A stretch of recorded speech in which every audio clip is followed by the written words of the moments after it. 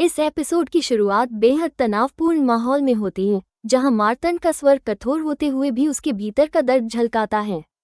वो स्पष्ट शब्दों में महालसा से कहता है कि अगर वो जीगिया जाना चाहती है तो चली जाए, लेकिन ये बात हमेशा याद रखे कि एक बार अगर वह चली गई तो फिर वापस लौटने की उम्मीद न करे, क्योंकि उनमें से कोई भी उसे मनाने नहीं आएगा। मार्तंड ये भी जोर देता है कि समाज के नियमों को न समझने का परिणाम यही होगा, लेकिन जैसे ही यह कठोर शब्द उसके मुख से निकलते हैं, उसके मन में अपराधबोध की लहर दौड़ जाती है और वह विनम्रता से स्वीकार करता है कि अगर उससे कोई भूल हो गई है तो उसे क्षमा कर दे और दंड न दे, बल्कि माफ़ी तो उन्हें मांगनी चाहिए, क्योंकि इतने संपन्न समाज में रहकर भी महालसा जैसी नारी को अनर्थ और संघर्ष का जीवन जीना पड़ रहा है, जो वास्तव में सबसे बड़ा पाप है। मार्तंड का मन मानो पुरानी पीड़ा में डूब जाता है। वह सोचता है कि ये दुख तो वो जन्म से ही भुगत रहा है और उसे नहीं पता कि महादेव कब उन पर दया करेंगे। इस भावुक क्षण में वह याद करता है कि वे यहाँ शिवशक्ति के हाथ से बना प्रसाद ग्रहण करने आए थे, लेकिन अपने अहंकार में अंधे होकर उन्होंने वही ठुकरा दिया। जबकि शिवशक्ति का स्वभाव ऊंच नीच देखने का नहीं है, वह तो केवल करुणा से भरी होती है। इसके विपरीत इंद्रदेव का चरित्र सामने आता है, जो देवताओं के राजा होते हुए भी अपने क्रोध पर काबू नहीं रख पाए और अपने अहंकार के वश में होकर उन्होंने शिवशक्ति की लीला में बाधा डाल दी। यह वही समय था जब महालसा और मार्तंड धीरे धीरे अपने अस्तित्व की पहचान के अंतिम पड़ाव पर थे। एक बार फिर शिवशक्ति के स्वरूप में लौटने के करीब थे, लेकिन इंद्रदेव के अहंकार ने उस प्रक्रिया को रोक दिया। इस हस्तक्षेप से नियति का चक्र बाधित हुआ और अब ये कोई नहीं कह सकता कि उन्हें अपने सत्य को पहचानने और कैलाश लौटने में कितना समय लगेगा। इस बीच मल जैसा दुष्ट भी ताक में बैठा है, जो इस अवसर का लाभ उठाने की फिराक में है। ऐसे में एक पात्र दिन इंद्रदेव को समझाता है कि उन्होंने जो किया है वह मल के लिए अवसर बन गया है, जिससे वह परिस्थितियों का लाभ उठाकर अपने दुष्ट इरादों को पूरा कर सकता है। लेकिन वे भूल रहे हैं कि मल जैसे पापी का अंत तभी संभव है जब शिवशक्ति अपने सत्य से परिचित हो।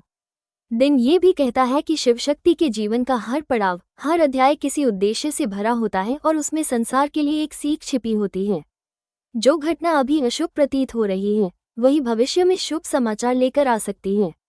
वो पूरा विश्वास जताता है कि शिवशक्ति फिर से अपनी स्मृति को पहचान लेंगी और अपने वास्तविक स्वरूप में लौट आएंगी।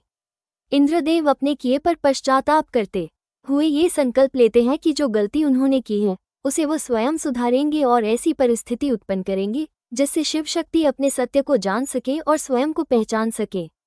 वे दृढ़ता से कहते हैं कि महादेव कभी किसी का सुख नहीं छीनते, नहीं किसी की परीक्षा लेते हैं, और जब तक वह और महालसा को इस समाज में उचित स्थान नहीं दिला देते, वे जयजुरी नहीं लौटेंगे। मार्तंड के इस वचन में स्पष्ट है कि यह संकल्प केवल महालसा के लिए नहीं, बल्कि उनके साझा संघर्ष और एक बड़े उद्देश्य के लिए है। आगे का दृश्य एक नए तनाव और रहस्य के साथ खुलता है, जहां एक अन्य पात्र किसी जरूरी संदेश के साथ महल से मिलने की जल्दी में है। उसकी सांसें तेज हैं और चेहरा बेचैनी से भरा हुआ है। वो कहता है कि अगर वो तुरंत महल से नहीं मिला तो उसकी भारी हानि होगी और शायद परिस्थितियां उसके नियंत्रण से बाहर हो जाएंगी। लेकिन जैसे ही वो आगे बढ़ने वाला होता है, अंधेरे में से एक रहस्यमयी और प्रभावशाली व्यक्तित्व उभरता है, जो खुद को रक्षक कहता है। उसकी आवाज में ठंडा, खतरनाक आत्मविश्वास है और उसकी आंखों में ऐसी चमक कि सामने वाला पल भर को ही सही किंतु भयभीत हो जाए।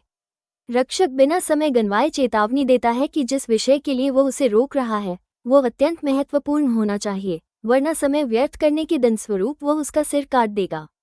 इस धमकी के साथ वो धीरे धीरे एक ऐसा खुलासा करता है जो पूरी कहानी का रुख बदल सकता है। वह बताता है कि महालसा और मार्तंड इस समय शिवतंत्र की काट ढूंढने निकले हैं, और यदि उन्हें ये पता चल गया कि वर्षों से महालसा को शिव मंदिर में प्रवेश से रोकने वाला तंत्र उसी का है और यही तंत्र मार्तंड की माता की मृत्यु का कारण भी बना, तो मल का अंत निश्चित है। रक्षक का स्वर अब चेतावनी से भी अधिक गंभीर हो जाता है। वो कहता है कि यह समय विस्मित होने का नहीं बल्कि सोचने का है, क्योंकि वो न केवल महालसा और मार्तंड का सत्य जानता है, बल्कि मल की गहरी और घिनौनी साजिश से भी भलीभांति अवगत है। इस बीच दृश्य एक शांत लेकिन गहन मोड़ पर आता है, जहां मार्तंड और महालसा एक ऊंचे पर्वत के पास खड़े हैं। मार्तंड अपने मन में बसाए हुए उस सपने के बारे में बात करता है, एक विशाल पर्वत के पीछे बह रही बड़ी नदी, जिसका पानी अगर किसी तरह इस गांव तक लाया जा सके तो सूखे खेत फिर से हरे भरे हो जाएंगे, गांव की गरीबी दूर हो जाएगी और लोगों के चेहरों पर फिर से मुस्कान लौट आएगी। वो दृढ़ स्वर में कहता है कि अगर पर्वत का एक हिस्सा तोड़ दिया जाए तो नदी का पानी सीधे गांव तक पहुंच सकता है, जिससे खेती लहलहा उठेगी और समृद्धि लौट आएगी। कोई पास खड़ा व्यक्ति उसे चेतावनी देता है कि यह कार्य बेहद कठिन है, जोखिम से भरा हुआ है, लेकिन मार्तंड के चेहरे पर दृढ़ संकल्प की रेखाएं और गहरी हो जाती हैं। वो बिना झिझक कहता है कि जब उद्देश्य श्रेष्ठ हो और साथ देने वाले सर्वोत्तम, तो हर कठिन लक्ष्य को भी हासिल किया जा सकता है। उसका यह विश्वास न केवल उसके कार्य के प्रति समर्पण को दर्शाता है, बल्कि महालसा के प्रति उसकी अटूट निष्ठा और प्रेम को भी उजागर करता है। इसके बाद कथा भावनात्मक और दार्शनिक आयाम में प्रवेश करती है, जहां एक संवाद में कहा जाता है कि शिव और शक्ति का प्रेम सृष्टि का सबसे अद्वितीय और अनश्वर प्रेम है। यह ऐसा बंधन है जो टूटने पर भी अखंड रहता है, क्योंकि शिव और शक्ति अलग होकर भी एक दूसरे में पूर्ण रूप से विद्यमान हैं, जैसे अग्नि में ऊष्मा और जल में शीतलता। इस संदर्भ में एकाग्रता के महत्व पर भी गहन विचार प्रस्तुत किया जाता है। कहा जाता है कि सफलता का सबसे बड़ा कारण एकाग्रता है, जो हर असंभव कार्य को संभव बना देती है। चाहे पशु हो, पक्षी हो या मानव, जब वो अपने लक्ष्य के प्रति पुनर्तः केंद्रित हो जाता है, तो भाग्य और भविष्य दोनों उसके सामने झुक जाते हैं और वो हर कठिन परीक्षा में सफल होता है। लेकिन इस प्रकाश और आशा के बीच अंधकार का भी साया मंडरा रहा है। खलनायक पक्ष में संभवतः मल या उसका कोई घनिष्ठ सहयोगी अपने तंत्र की शक्ति का उपयोग कर मार्तंड और महालसा का अंत करने का संकल्प लेता है। उसकी दृष्टि में उनका जीवित रहना उसकी योजनाओं के लिए सबसे बड़ा खतरा है, और वो किसी भी हद तक जाने को तैयार है ताकि यह खतरा सदा के लिए समाप्त हो जाए। इस प्रकार पूरा एपिसोड भावनात्मक उतार चढ़ाव, व्यक्तिगत संघर्ष, प्रतिशोध की भावना, नैतिक सीख और बड़े-बड़े संकल्पों से भरा है। एक ओर प्रेम और कर्तव्य का मिलन है, जो कठिनाइयों को पिघला देता है, तो दूसरी ओर छल और विनाश की साजिशें हैं, जो बार बार इन्हें तोड़ने की कोशिश करती हैं। महालसा और मार्तंड का संघर्ष केवल उनका निजी नहीं है, यह एक ऐसा युद्ध है जिसमें समाज की स्वीकृति, सत्य की पहचान और मल जैसे दुष्ट के अंत की लड़ाई शामिल है।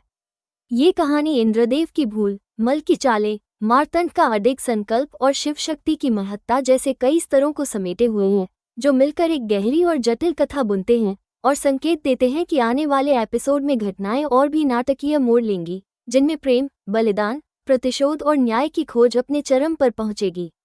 अगर आपको ये कहानी और इसका रोमांच पसंद आ रहा है, तो चैनल को लाइक करें, शेयर करें और कमेंट करके हमें बताएं कि आपको आगे की कहानी में क्या देखना है, ताकि हम आपके पसंदीदा पलों को और भी खास बना सकें। इस एपिसोड की शुरुआत बेहद तनावपूर्ण माहौल में होती है, जहां मार्तंड का स्वर कठोर होते हुए भी उसके भीतर का दर्द झलकाता है। वो स्पष्ट शब्दों में महालसा से कहता है कि अगर वो जीगिया जाना चाहती है तो चली जाए, लेकिन ये बात हमेशा याद रखे कि एक बार अगर वह चली गई तो फिर वापस लौटने की उम्मीद न करे, क्योंकि उनमें से कोई भी उसे मनाने नहीं आएगा। मार्तंड ये भी जोर देता है कि समाज के नियमों को न समझने का परिणाम यही होगा, लेकिन जैसे ही यह कठोर शब्द उसके मुख से निकलते हैं, उसके मन में अपराधबोध की लहर दौड़ जाती है और वह विनम्रता से स्वीकार करता है कि अगर उससे कोई भूल हो गई है तो उसे क्षमा कर दे और दंड न दे, बल्कि माफ़ी तो उन्हें मांगनी चाहिए, क्योंकि इतने संपन्न समाज में रहकर भी महालसा जैसी नारी को अनर्थ और संघर्ष का जीवन जीना पड़ रहा है, जो वास्तव में सबसे बड़ा पाप है। मार्तंड का मन मानो पुरानी पीड़ा में डूब जाता है। वह सोचता है कि ये दुख तो वो जन्म से ही भुगत रहा है और उसे नहीं पता कि महादेव कब उन पर दया करेंगे।